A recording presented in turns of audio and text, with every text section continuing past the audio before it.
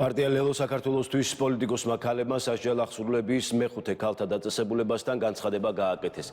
მათი განმარტებით ჟურნალისტი მზია ამაღლობელი უკვე მე-16 დღეში მშილობს, რაც კრიტიკული ზღვარია ადამიანის ჯანმრთელობისთვის, ამიტომ შესაბამისი უწყებებიდან ისინი ითხოვენ დეტალურ ინფორმაციას მისი ჯანმრთელობის მდგომარეობის შესახებ. გათავისუფლდნენ პოლიტპატიმრები, ჩაინიშნოს ხელახალი არჩევნები. ასეთი იყო აქციის მონაწილეთა სხვა მოთხოვნები და გზავნილები. 16 დღეა ჩვენ ოფიციალური უწყებებისგან არ მიგვიღია არც ერთი ინფორმაცია მისი ჯანმრთელობის მდგომარეობასთან დაკავშირებით. ბიძინა ივანიშვილს აქვს ორი გამოსავალი.